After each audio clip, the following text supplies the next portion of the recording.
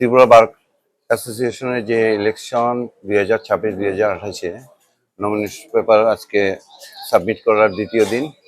সেই দ্বিতীয় দিনে আজকে আমরা এখন পর্যন্ত পেয়েছি টোটাল, আজকে জমা দিয়েছেন টোটাল 15 জন বিভিন্ন পদে। কেউ প্রেসিডেন্ট, কেউ সেক্রেটারি, কেউ ভাইস প্রেসিডেন্ট, কেউ মেম্বারদের মধ্যে মহিলারা 3 জন দিয়েছেন রিজার্ভ সিটির জন্য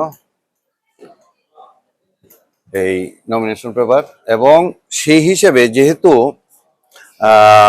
একটা 28 তারিখ একটা বন্ধ আছে, আমাদের নমিনেশন পেপার সাবমিটের লাস্ট ডেট ছিল 28 তারিখ, 25 তারিখ থেকে 28 তারিখ পর্যন্ত, এবং স্ক্রুটিনির ডেট ছিল 29 তারিখ। তো প্রয়োজনের বশবর্তী হয়ে আমরা এখন এটা একটু চেঞ্জ করতে হয়েছে। সেটা হচ্ছে কি, আমাদের নমিনেশন পেপার সাবমিটের ডেট আগে 28 তারিখ ছিল, এখন লাস্ট ডেট 29 তারিখ করা হয়েছে।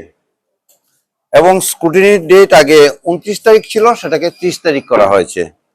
অর্থাৎ নমিনেশন পেপার সাবমিট 25 থেকে 29 পর্যন্ত 12টা থেকে 4টা পর্যন্ত, এবং স্ক্রুটিনি হবে 30 তারিখ 3টের সময়। আর বাদ বাকি সমস্ত যা ছিল সমস্ত কিছু একই আছে।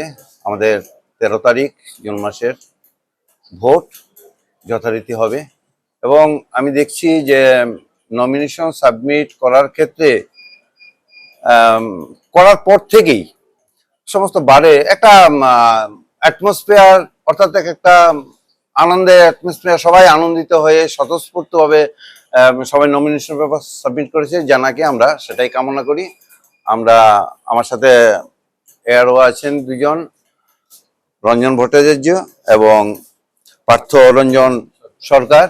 প্রত্যেকেই আমরা যে যার ডিউটি, আমি রিটার্নিং অফিসার হিসেবে পালন করছি, এবং আশা করব সুন্দর অ্যাটমসফিয়ারের মধ্যে ইলেকশন হবে।